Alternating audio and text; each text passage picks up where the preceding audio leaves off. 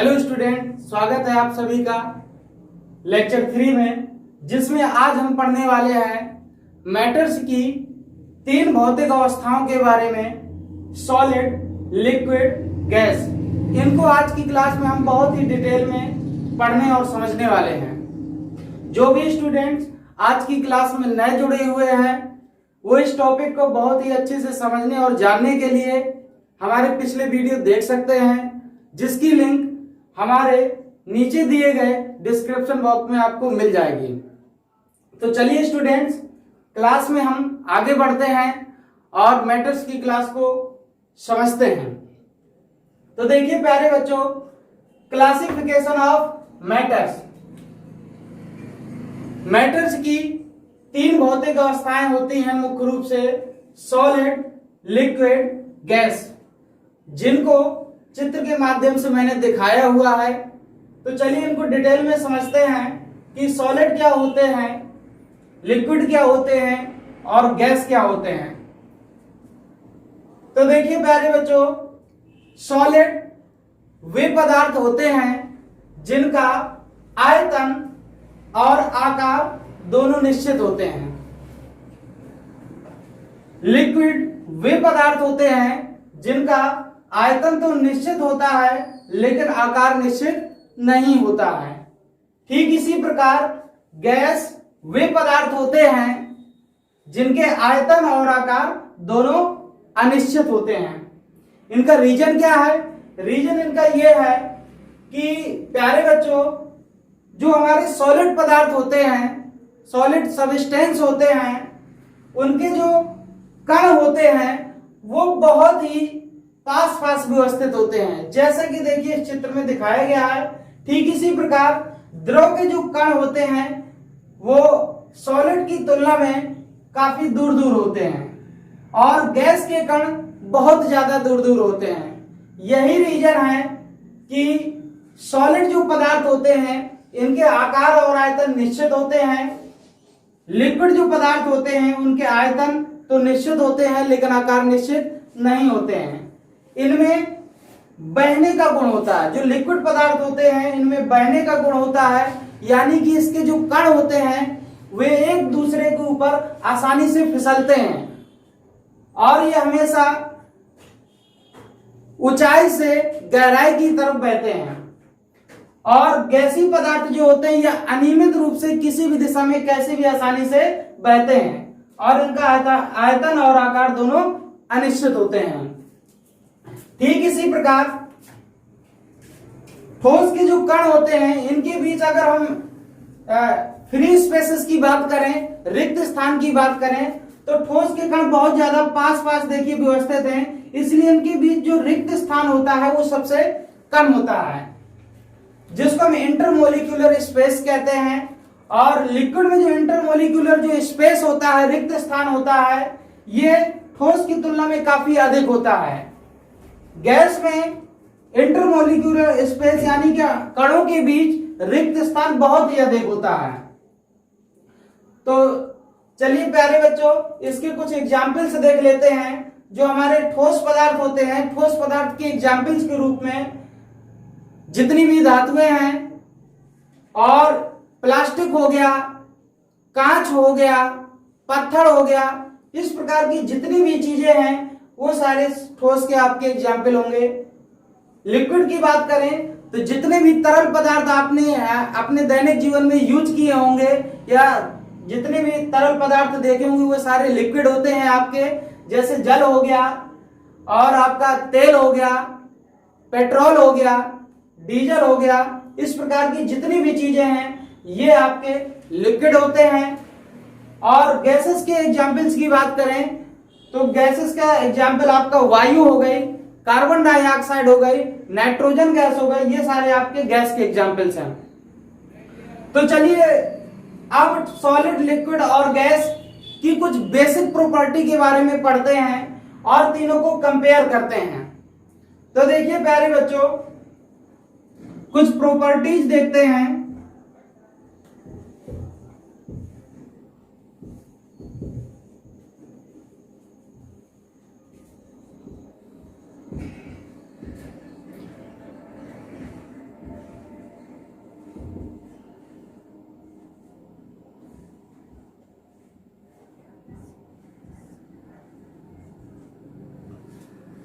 तो अब हम सॉलिड, लिक्विड और गैस की कुछ बेसिक प्रॉपर्टी के बारे में पढ़ेंगे और इन तीनों में कंपेयर करेंगे। तो पहली प्रॉपर्टी होगी आपकी शेप,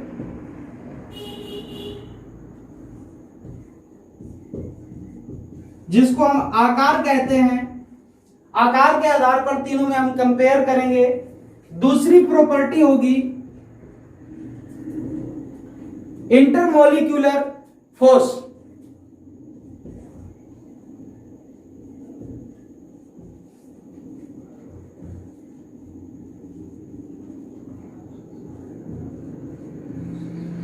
जिसको हम अंतरा आणुक बल कहते हैं। ठीक है प्यारे बच्चों। तीसरी इसकी प्रॉपर्टी हम देखेंगे फ्लूइडिटी। फ्लूइडिटी के बारे में डिस्कस करेंगे।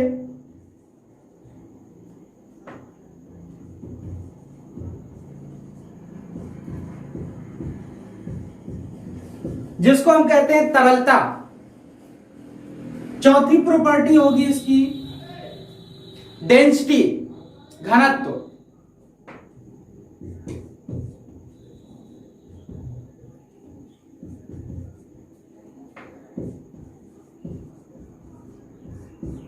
अगली प्रॉपर्टी इसकी देखेंगे हम डिफ्यूजन।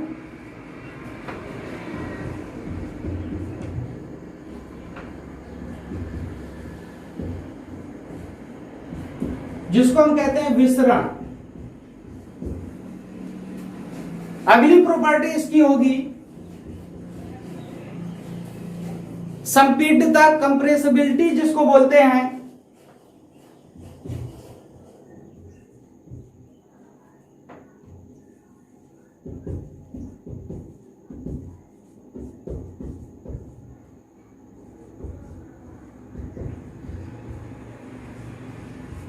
संपीड्यता। तो प्यारे बच्चों, सॉलिड, लिक्विड, गैस को अब हम कंपेयर करेंगे इन गुणों के आधार पर। तो चलिए देखते हैं। सबसे पहला गुण लेते हैं हम शेप। अगर हम शेप की बात करें, आकार की बात करें, तो जो हमारे सॉलिड पदार्थ होते हैं, इनका जो आकार होता है वो कैसा होता है प्यारे बच्चों? यहां पे लिखा हुआ निश्चित होता है। इनका आकार कैसा होगा? निश्चित होता है। जो हमारे लिक्विड पदार्थ होते हैं, इनमें बहने का गुण होता है, इसलिए इनका आकार निश्चित नहीं होता है। इनको जिस बर्तन में रख दिया जाता है, ये उसी का आकार ले लेते हैं। अगर इसको आप एक बोतल में रख देंगे तो एक बोतल का आकार ले लेगा, और उसी तरल को अगर आप, उसी पदार्थ को अगर आप किसी कंटेनर में रख देंगे, किसी बर्तन में रख देंगे, तो एक बर्तन का आकार लेगा। इसलिए इनका आकार अनिश्चित होता है। गैसेस के आकार की बात करें तो इसका भी आकार अनिश्चित होता है। इसको छोटे से एक सिलेंडर में भर देंगे तो एक छोटे से सिलेंडर का आकार ले लेगी गैस। जब उसी गैस को एक बड़े सिलेंडर में ट्रांसफर कर देंगे तो उसका शेप एंड साइज ले लेगी। तो प्यारे बच्चों, पहली प्रॉपर्टी क्लियर हुई आपकी, आकार। इनके सॉलिड जो पदार्थ होंगे उनके आकार निश्चित होते हैं, लिक्विड के आकार निश्चित नहीं होते हैं, और गैस के भी आकार निश्चित नहीं होते हैं। तो चलिए अब दूसरी प्रॉपर्टी के बारे में बात करते हैं, अंतरा आणुक बल, इंटरमोलिक्यूलर फोर्स। तो जो सॉलिड पदार्थ होते हैं, इनके कण बहुत देखिए पास पास हैं, बहुत ज्यादा पास पास हैं, इसलिए इनके बीच जो अट्रैक्शन फोर्स है, अंतराणुक जो बल है, वो बहुत ज्यादा अधिक होता है। तो इनके बीच एक प्रबल अंतराणुक बल पाया जाता है। जो लिक्विड पदार्थ होते हैं, ठोस की तुलना में इनमें अंतराणुक जो फोर्स है वो कम लगता है, क्योंकि इनके कणों के बीच में जो रिक्त स्थान है वो कुछ अधिक होता है ठोस की तुलना में। गैस की अगर हम बात करें तो यहां पर अंतराणुक जो बल है, इंटरमोलिक्यूलर जो फोर्स है, वो लगभग न के बराबर लगता है, बहुत ही कम लगता है। तो तीनों चलिए कंपेयर करते हैं। तो यहाँ पर जो अंतराणुक बल होगा ठोस के कणों के मध्य, ये सबसे अधिक होगा, लिक्विड में कुछ कम होगा और गैस में सबसे कम होगा। चलिए तीसरी प्रॉपर्टी लेते हैं, फ्लूइडिटी, तरलता। तो जो हमारे सॉलिड पदार्थ होते हैं इनका शेप एंड साइज बिल्कुल फिक्स होता है, निश्चित होता है, इसलिए इसमें तरलता का गुण नहीं पाया जाता है। सॉलिड पदार्थों में तरलता का गुण नहीं पाया जाता है, फ्लूइडिटी बिल्कुल भी इसमें नहीं होती है। लिक्विड की बात करें तो इसमें फ्लूइडिटी, इसमें बहने का गुण होता है। जो हमारे लिक्विड पदार्थ होते हैं उसमें फ्लूइडिटी का गुण पाया जाता है। जो गैस होते हैं इसमें फ्लूइडिटी बहुत अधिक होती है, इसके कारण बहुत अनियमित रूप से हर संभव दिशा में आसानी से बहते हैं, तो इसमें फ्लूइडिटी बहुत अधिक पाई जाती है। तो सॉलिड पदार्थ में फ्लूइडिटी नहीं पाई जाती है, लिक्विड में फ्लूइडिटी पाई जाती है और इसमें बहुत अधिक पाई जाती है। ठीक है प्यारे बच्चों, चलिए चौथे गुण के बारे में देखते हैं, डेंसिटी। तो जैसे कि चित्र में आपको दिख रहा है कि सॉलिड पदार्थ में जो भी कण हैं आपके वो बहुत ढेर सारे और बहुत पास पास व्यवस्थित हैं, इसलिए सॉलिड पदार्थ की जो डेंसिटी होती है वो सबसे अधिक होती है। ठोस पदार्थों में जो घनत्व होता है उनका सबसे अधिक होता है। लिक्विड में घनत्व की बात करें, घनत्व का मीन्स होता है प्यारे बच्चों घनेपन से। तो देखिए यहाँ पर कणों का जो घनापन है ठोस की तुलना में कुछ कम है। गैसों में जो घनत्व है वो और भी कम है। तो घनत्व की बात करें तो सॉलिड का घनत्व सबसे अधिक होता है, लिक्विड में कुछ घनत्व कम पाया जाता है और गैस में सबसे कम घनत्व पाया जाता है। अगली प्रॉपर्टी है आपकी विसरण, डिफ्यूजन। विसरण का मीन्स है कणों का एक स्थान से दूसरे स्थान की ओर बहना। तो देखिए सॉलिड पदार्थों में विसरण ना के बराबर पाया जाता है, जो लिक्विड पदार्थ है इसमें विसरण का गुण पाया जाता है, और जो गैसीय पदार्थ होते हैं इसमें भी विसरण का गुण बहुत अधिक पाया जाता है।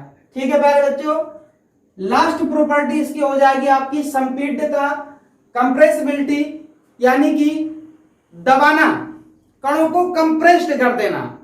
तो देखिए जो सॉलिड पदार्थ होते हैं, लिक्विड पदार्थ होते हैं, इसके कणों के बीच रिक्त स्थान बिल्कुल भी बहुत ही कम होता है, बहुत कम पाया जाता है, इसलिए इनमें जो कंप्रेसिबिलिटी पाई जाती है, संपीड्यता का जो गुण पाया जाता है वो बहुत ही कम पाया जाता है, कम संपीड्य होते हैं। यानी कि इसको शॉर्ट में आप कह सकते हैं कि जो हमारे सॉलिड पदार्थ होते हैं वो कम संपीड्य होते हैं, जो लिक्विड पदार्थ होते हैं वो कुछ अधिक संपीड्य होते हैं, और गैसीय पदार्थ की जो संपीड्यता होती है वो लिक्विड की भी तुलना में बहुत अधिक होती है। यानी कि गैसीय पदार्थ जो होते हैं उनको आसानी से दबाव डालकर उनके कणों को संपीडित किया जा सकता है। ठीक है प्यारे बच्चों, चलिए बच्चों, तो क्लासिफिकेशन ऑफ मैटर को और ही आसानी से समझने के लिए अब हम इसको आरेख डायग्राम के माध्यम से बड़ी आसानी से समझते हैं और एक सिंपल वे में इसका वर्गीकरण समझते हैं। तो देखिए जो द्रव्य होते हैं उनको सबसे पहले दो भागों में वर्गीकृत किया जाता है, एक फिजिकल वे पे और दूसरा केमिकल वे पे, यानी कि भौतिक वर्गीकरण और रासायनिक वर्गीकरण। तो द्रव्यों को सबसे पहले दो प्रकार से वर्गीकृत किया जाता है, भौतिक वर्गीकरण और कौन सा, रासायनिक वर्गीकरण।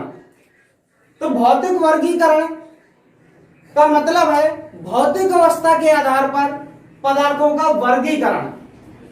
रासायनिक वर्गीकरण का मतलब है यहाँ पर पदार्थों के रासायनिक संगठन के आधार पर पदार्थों को वर्गीकृत कर देना। तो जो भौतिक वर्गीकरण है भौतिक अवस्था पर डिपेंड करता है, तो भौतिक अवस्था के आधार पर पदार्थों को मुख्य रूप से तीन भागों में वर्गीकृत किया जाता है। कितने भागों में, तीन भागों में वर्गीकृत किया जाता है। ठोस, द्रव,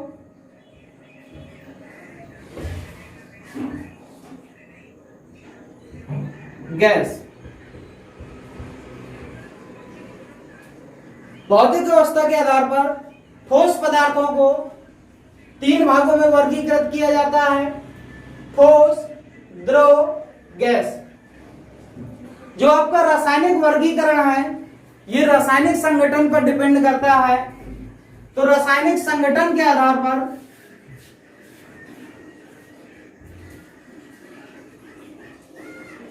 पदार्थों को 2 भागों में बांटा गया है,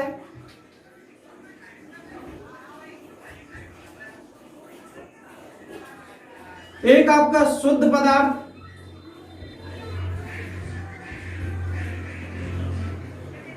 दूसरा आपका अशुद्ध पदार्थ।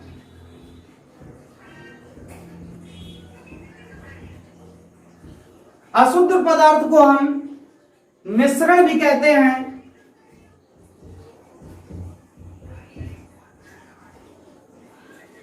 तो रासायनिक वर्गीकरण कितने प्रकार से किया जाता है आपका?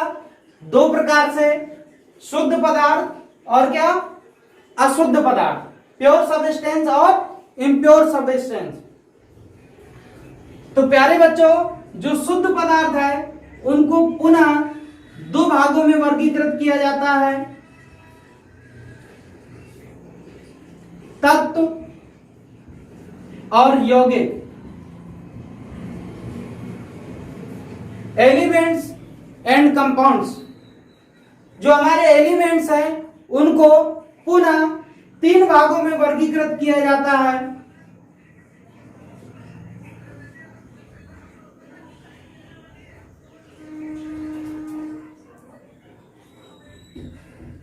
धातु, अधातु और उपधातु। जो हमारे यौगिक हैं इनको 2 भागों में वर्गीकृत किया गया है,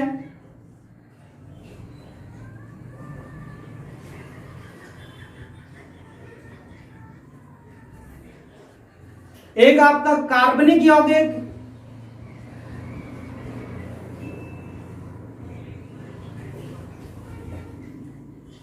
दूसरा है आपका अकार्बनिक यौगिक।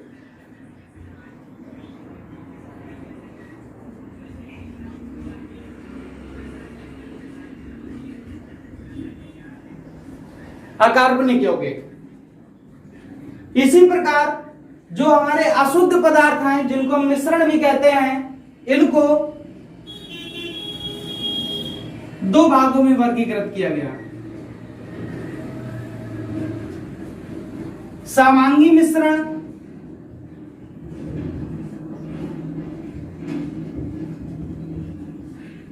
दूसरा है आपका विषमांगी मिश्रण।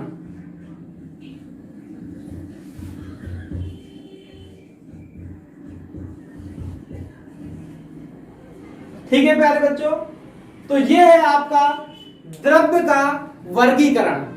तो द्रव्य का वर्गीकरण इस प्रकार से किया जाता है। चलिए एक बार इसको देखते हैं। तो द्रव्यों को सबसे पहले 2 भागों में वर्गीकृत किया गया है, भौतिक वर्गीकरण और कौन सा, रासायनिक वर्गीकरण। भौतिक वर्गीकरण आपको 3 भागों में किया जाता है, ठोस, द्रव, गैस। रासायनिक वर्गीकरण 2 प्रकार से किया गया है, शुद्ध पदार्थ और अशुद्ध पदार्थ। शुद्ध पदार्थों को पुनः 2 भागों में बांटा गया है, तत्व और यौगिक, और तत्वों को पुनः 3 भागों में वर्गीकृत किया गया है, धातु, अधातु और उपधातु। जो हमारे यौगिक है उनको 2 भागों में वर्गीकृत किया जाता है, कार्बनिक यौगिक और अकार्बनिक यौगिक। जो अशुद्ध पदार्थ यानी कि मिश्रण है उनको 2 भागों में वर्गीकृत किया जाता है, समांगी मिश्रण और विषमांगी मिश्रण। तो चलिए प्यारे बच्चों, अब हम द्रव्यों की चौथी और 5वीं अवस्था के बारे में भी जान लेते हैं।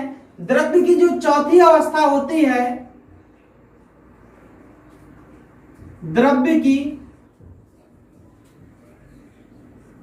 चौथी अवस्था, तो द्रव्य की जो चौथी अवस्था है उसको भी जानते हैं कंपटीशन में। द्रव्य की चौथी अवस्था और 5वीं अवस्था के बारे में भी पूछा जाता है। तो द्रव्य की जो चौथी अवस्था होती है वो होती है प्लाज्मा। प्लाज्मा को द्रव्य की चौथी अवस्था कहा जाता है। सॉरी, यहां पर द्रव लिख गया था, द्रव्य है यहां पर। तो द्रव्य की चौथी अवस्था क्या होती है प्यारे बच्चों? प्लाज्मा। और द्रव्य की पांचवी अवस्था भी होती है।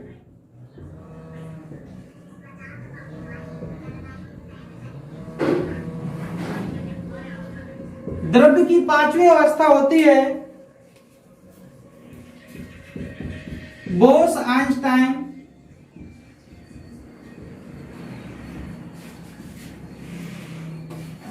कंडेंसेट।